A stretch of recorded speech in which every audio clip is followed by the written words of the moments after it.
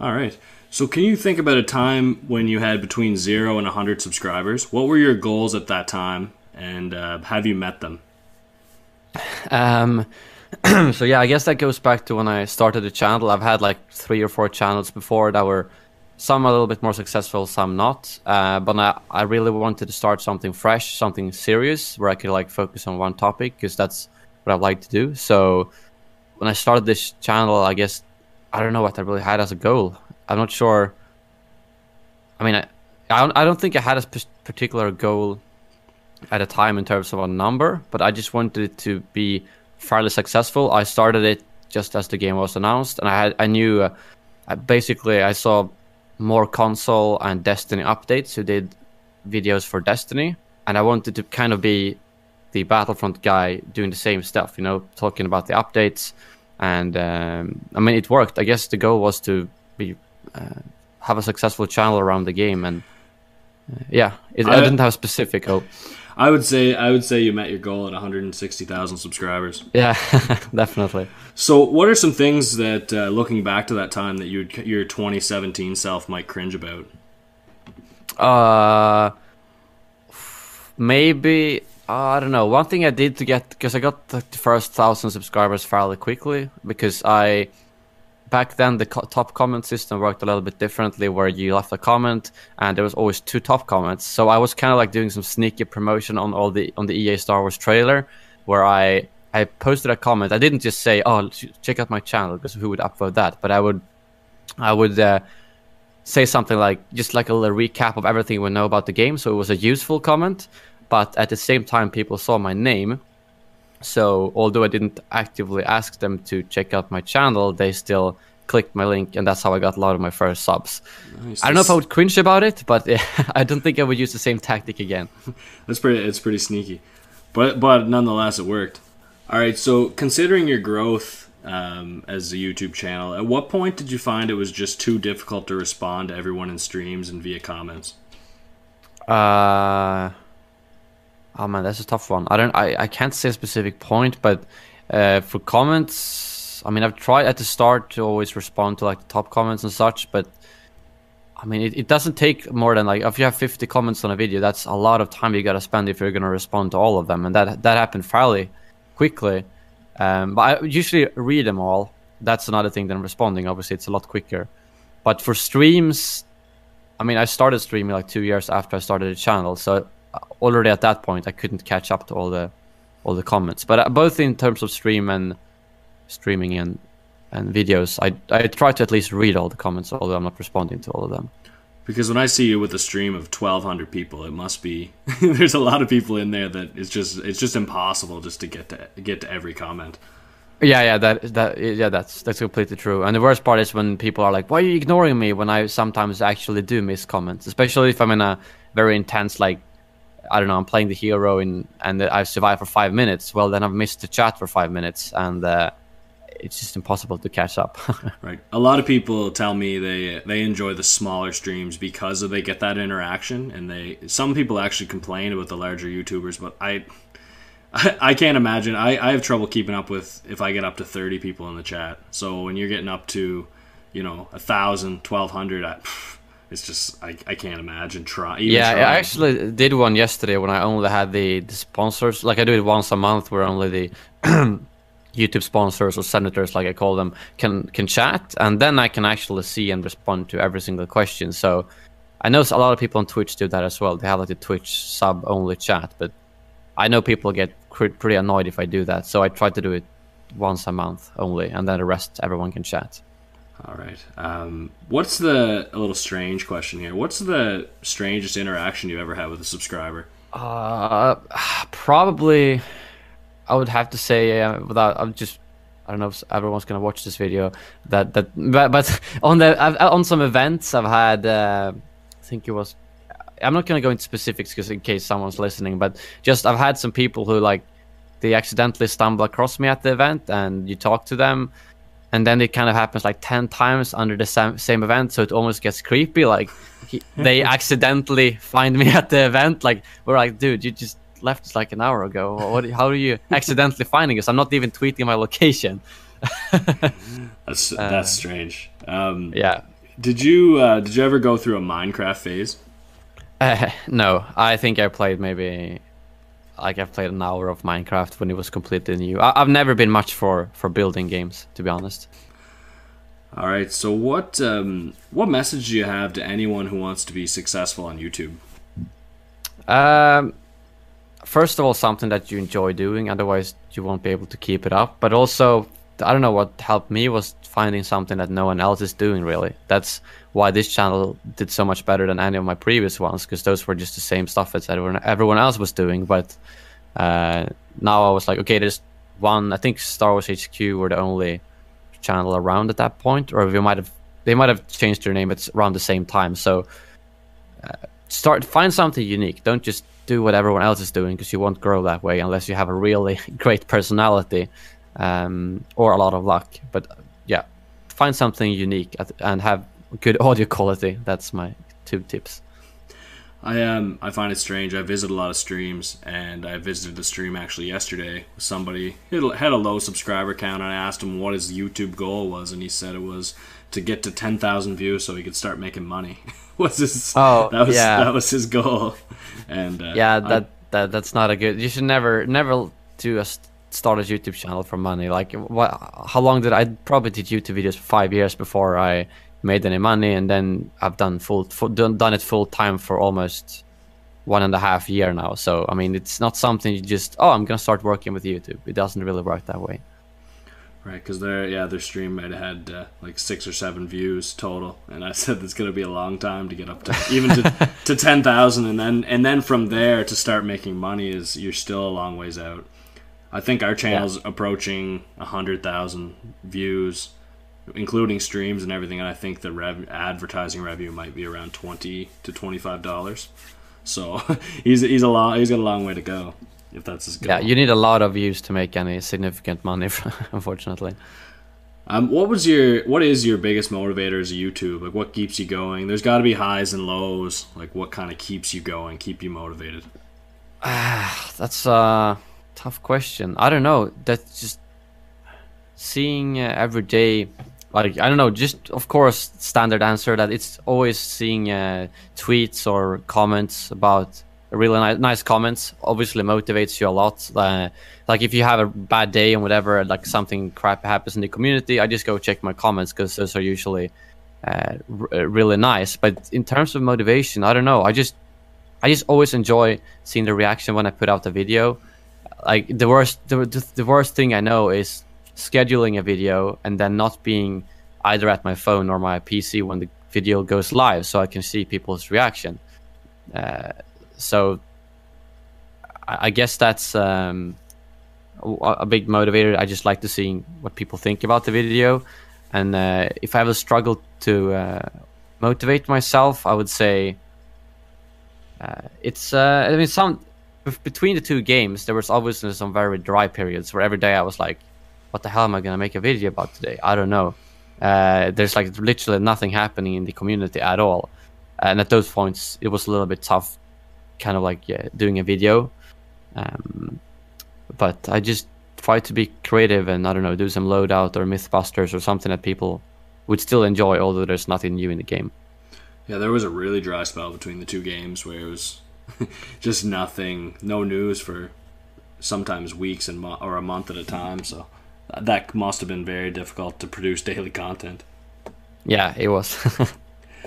So if you were to look at your channel as an outsider and be extremely critical of something, what do you think your biggest opportunity is? I would say the things that I could work on my wording of stuff, I would say, because since English isn't my native language, accent is fine. Like, I don't think a lot of people complain about my accent. Well, some do, obviously, but sometimes I just pronounce crappy, or I just don't have the best sentence structure or grammatics and so on. So that's something it could have been improved, but then I would have to like script the videos in advance, like have someone, because some big videos I've done, I've actually written a script and then I've sent it to some English speaking people who have corrected it for me, which has improved the quality. But that just takes so much time that I don't always want to do that. And then also the editing, I could definitely work on. It's very simplistic right now with just gameplay. Just put like an image over the gameplay with some like shadow behind it. So that would also be a thing that takes a lot of time, but editing is something I think could be improved. So next up, I've kind of got some more random questions here that are a little bit about maybe more personal, a little bit more about yourself, or just kind of your general knowledge. So, being Bic Mitchum, being from Canada, have you ever been to Canada, and what kind of things have you heard about Canada? I've been there super briefly, so I don't really have too much to say about my own experience, but just what I've heard is basically, it's pretty similar to Sweden from what I've heard in terms of same kind of healthcare system and the tax, and obviously on Reddit everyone says that Canadian people are always so nice, like apologizing for pretty much everything. It's true. There's more car accidents that happen because people are just so nice, trying to let everybody go, and then accidents happen because everybody's. That is definitely true. Yeah, and I think the only other thing I can think of was the what was it food? I tried it, poutine. Is that what it's called? The fries with That's another Canadian thing that popped up in my mind. What did you think of that? It's a French Canadian kind of dish. It was I don't know. It was decent. It didn't taste like how I expected it to be, but it was pretty good. Yeah, for those who don't know, poutine is fries with gravy with like cheese curds on them. It's definitely something in Quebec, which is a French-speaking area that is very very popular. So what was your first memory of Star Wars that you can think of, and what details do you remember about that experience? First memory of Star Wars is actually I don't quite remember when I saw it, because I know I saw the movies before the prequels came out, so I was so young that I don't really remember it. But some memories I have are my parents had the original trilogy kind of recorded on the old VHS tapes. VHS, yeah. Yeah. So I basically looked on those. Sometimes I rewatched them all the time. I remember that, like, oh, which one am I going to take today? And you have to kind of I don't quite remember if they had cut out the commercials or not, because those were obviously recorded as well. So like they recorded from the TV basically, they didn't buy the actual real VHS. Yes. They used to be a thing. You just used to put a blank tape in and press the record button, and you could just record anything. Exactly. What's the most recent thing that you pretended was a lightsaber? Oh, what could that have been? No, that's a tough question. I don't know right now. Wait, I think there was some event I went to where there was... Now, you know what? I actually don't remember right now. I had some vague memory of me actually... I don't know, holding a real lightsaber, but maybe... like the handle, the actual hilt. But now I'm kind of unsure. Honestly, I haven't done it for a long time. I don't pretend to use lightsabers as much as you might think. Oh, I thought I might garner a funny answer there, but yeah, once you hit adulthood, you don't do a lot of pretending things are lightsabers. What's your first memory of playing video games? Probably some of the first memories I have was first playing like Pokemon on a Game Boy Color that I got from my older cousin. That was a lot of fun. And then in terms of PC gameplay, I remember some of the first things I did was I played RuneScape on our family PC that was so crap, and I was just standing at the starting area for like hours, just doing basically just nothing. But I remember it became a thing in our school. Everyone played RuneScape, so that was one of the first games I played, and yeah, it was fun. I miss RuneScape. I think Pokemon's a game that EA and DICE could learn from, because they had a very detailed and good progression system at launch. Yeah, definitely. Do you mean Pokemon Go or just Pokemon in general? Just Pokemon. I'm old enough to have played all the Pokemon games, so I recall playing it for the first time, and I like the way that game progresses, and I was just kind of making a little joke. Yeah, I mean, you're right. I never complained about the progression in Pokemon, that's for sure. What would you say is your favorite game of all time?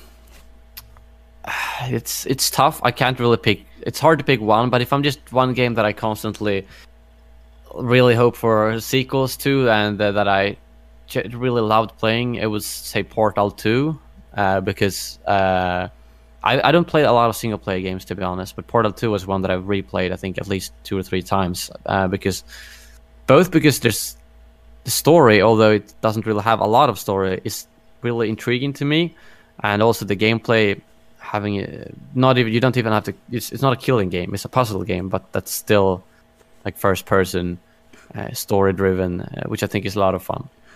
I remember the first time I picked up Portal, it was just the gameplay mechanics were so different. It was something different. Like you have that first person shooter feel, but it's not a first person shooter. The puzzles, it's actually probably one of the most like interesting game mechanics that I've seen before. Like when I played it for the first time, I was just kind of blown away. Like, wow, this is crazy. I'd put a portal on the ceiling and a portal on the floor, and I'd let myself fall through continuously, and I just thought the physics were just so interesting. Yeah, I agree.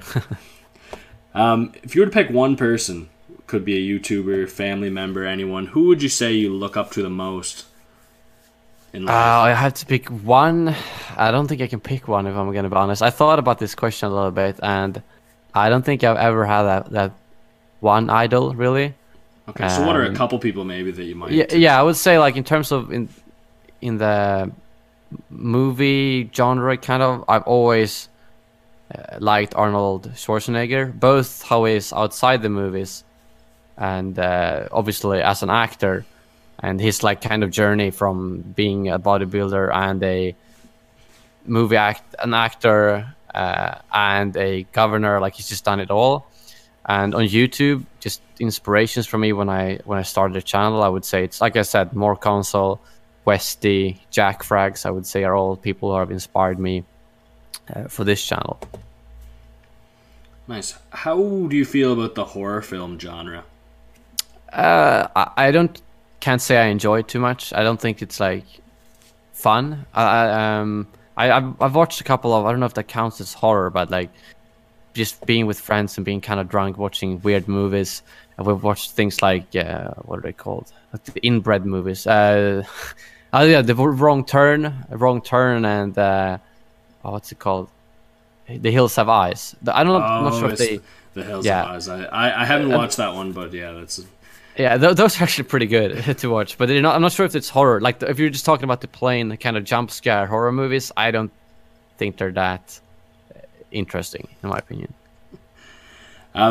Growing up, what is the strangest fad that you remember in school? Like, what's the strangest, like... But there's so many weird fads in terms of clothing here in Sweden. There was one thing where I don't know the English word for it, but the kids that just I don't know what to call it, but basically they had rubber bands around their legs on the jeans, like the whole lower, everything below the knee. What's that called? The shin? Below, yeah, the shin, exactly. They had like rubber bands around that to make the jeans look super tight, and it was just so weird. And then you had that typical like haircut and stuff like that. But that particular one, that people basically used hair bands or rubber bands to put on their legs, it's just a stupid fad, in my opinion. I remember actually, and I don't know if I'm going to include this or not, but when I was in school, there was a nearby town that made national news because it was what you'd call a high school, so grades year 10, 11, and 12, and the girls would wear elastic bands around their arm, and each color would represent like some sort of like sexual activity they've done with their boyfriend. So they wore that publicly to show like what kind of things that they are involved in, and I just couldn't believe it. It's crazy. Yeah, that sounds like a real stupid fad. Like, I can't imagine doing something like that. So what kind of things, talking about school, what kind of subjects did you find you excelled in? Were you a computer guy? Like, you must have some computer background to kind of take the YouTube to take the YouTube route? Yeah, in elementary school, I guess you didn't really have a lot of those subjects, but I would say I was really good at math, although I can't say I thought it was fun. So that's why I didn't continue with it, because I was good at it, but I didn't enjoy it. What I did like was, like you said, computer stuff. You had some basic tech course the last 2 years of the elementary school, I think. But then when I went to the next, I don't know, it's called gymnasium here in Sweden, but I know that's not the proper translation. I had like 2 or 3 programming courses, which is why I continued with that at university, because I just felt like I don't know, programming is a little bit of math, but it's actually fun, and you can write stuff and then you get a program, you know. So I thought programming was the thing that I enjoyed and was good at. What kind of sports do you follow? Mostly football, basically. So would that be soccer? Is that what? Oh yeah, the American, exactly. Soccer. No. I know it's called football over there, but I was just making sure it wasn't. Over here, football is something different. So I just wanted to make sure I was envisioning the right sport. Yeah, you're right. It's soccer. I follow the Swedish league, and then obviously, like World Cup stuff. Especially now that Sweden made it to the World Cup, which is kind of amazing. But that's the only sport I actively follow. All right. And what's your favorite team? They're called Hammarby. It's one of the 3 Stockholm teams. So I actually have like a season pass there where I go watch all their home games. When I was talking to TEW Gaming, or the Emperor's Watch, I guess as he was formerly known as, he said his soccer team rivals yours, and he said, "Oh, which team was that?" I can't quite remember the name of it now, but he and I don't even think I'd be able to pronounce it, but he said it was probably AIK or Djurgården. I don't know if you recognize any of those two. No, it was definitely something I couldn't pronounce, but okay. This is a question I'm really interested to hear the answer. So, was the decision to not work and pursue YouTube easy, and how did your friends and family feel about the decision at the time? I would say since it kind of gradually became a thing when I was studying, it wasn't really any problem. Because I didn't I made some pretty I made almost full-time salary. I pretty much spent more time on YouTube than I did on university, which is why I didn't completely finish it. So it wasn't something where I had a normal job and then I gotta quit one day to do YouTube. But I did it as a side job when I was studying, and then it did really well. So I wouldn't say, I think my family and friends have all been pretty supportive. There's no one like saying, why are you doing that? They just think it's nice that I can work with something I really like. And I mean, sure, some people are joking like, oh, what are you gonna do when Battlefront Dies and stuff like that. Well, I think I'll be fine. Yeah, because I'd have to think there's some people that thought in the beginning that it was kind of more of a pipe dream. I'm sure you run into some people now that kind of can't believe, or kind of shocked to see how successful it actually became. Yeah, that's true. Like some people I haven't talked to for years, and who knew me when I had these super small channels, getting like we did together as friends for a hobby. Like there had nothing to do with money at all. And you always joked about, oh, imagine if we were like those big YouTubers who can do it full time, and then actually being able to do that now it's just amazing. So it's fun. Yeah, like you said, when I meet people I haven't talked to for a very long time, they are usually surprised, and which is pretty cool. Do you think 1 million subscribers is something you can reach? Not as Battlefront Updates. I don't think I can reach 1 million as Battlefront Updates. I mean, unless they make like 10 Battlefront games, and this becomes the Battlefront 2, they do so many changes that they can have post-launch content for 8 years. I don't know. I don't think realistically that I can reach 1 million with the name Battlefront Updates. I mean, just look at the biggest channel right now. I think that's Star Wars HQ, and they have like 600k, and that's because they cover both all Star Wars stuff. So I don't think, not dedicated to Battlefront. Does YouTube make the prospect of dating difficult? This is sneaky question. Yeah, no, I wouldn't say so. I guess the downside is that I work from home, so I don't have the kind of natural workplace where you can meet people kind of thing. So that's probably the downside to it. But otherwise, I go out to a lot of events instead, whether it's Comic-Con or EA Play or something, or like meeting companies and stuff where I can meet people there instead. So I wouldn't say it has too much of an effect on that. If you were to go to McDonald's, what would you order? What's your go-to? Probably their hot wings. They're really good. Actually, I don't really eat McDonald's as a full meal, but every time I'm with friends and we're drunk, we always go and order those hot wings, and we're like, oh my god, this is the best thing I've ever eaten. So yeah, I don't know if you have those over there, because I know a lot of people, when I brought it up at some Game Changers events, they were like, what, you have hot wings at McDonald's?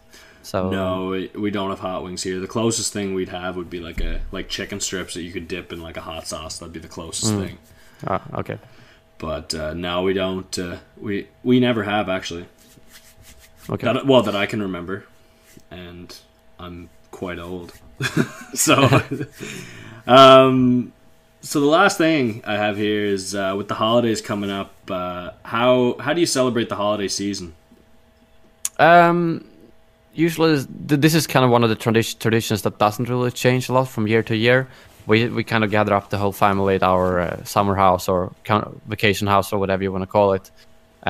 Usually, like my cousin's family and so on, and we just chill there for a few days. You know, standard Christmas traditions we have in Sweden. The Christmas table. I don't know what you call it. Translate that into like watching the cartoon they show every single year at 3 p.m. at Christmas Christmas evening. Yeah. So that's probably how I'll celebrate it. And then in between Christmas and New Year, I usually go home and hang out with friends instead. And then I celebrate New Year's with friends. So Christmas, family, New Year's, friends. That's usually how it is. Nice. What's the worst gift you've ever received from anyone? Probably. Oh well, as I saw in the question it said excluding joke gifts, but you didn't say that now, so I might bring them up now. Because I haven't really gotten any like really bad.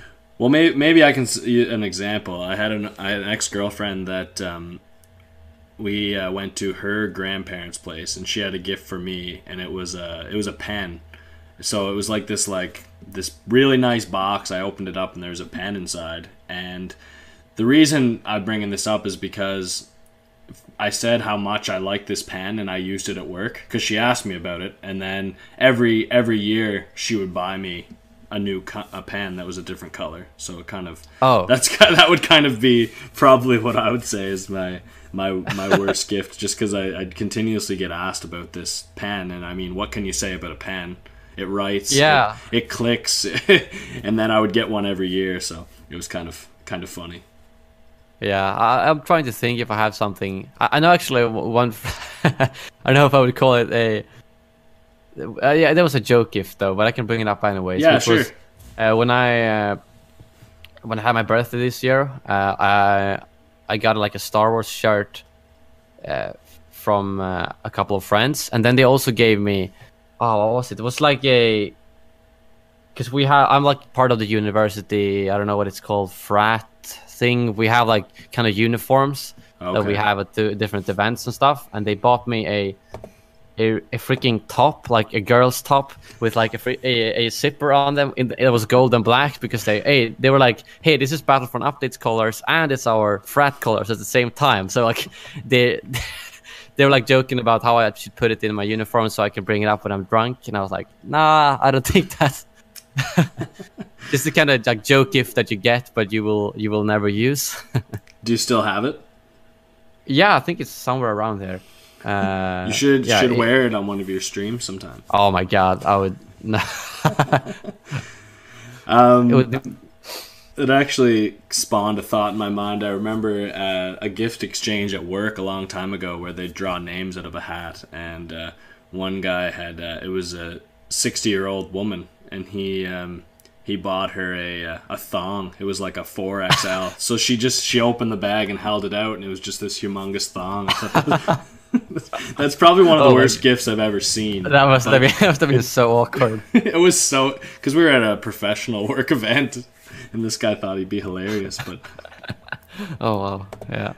But no, that's everything I had for you today. I appreciate you stopping in. It was a really awesome surprise. I was so excited when I sent the message out, and you were able to stop in for about 45 minutes to an hour here. So I really appreciate you stopping in, man. It means a lot, and this is gonna be really awesome to put together.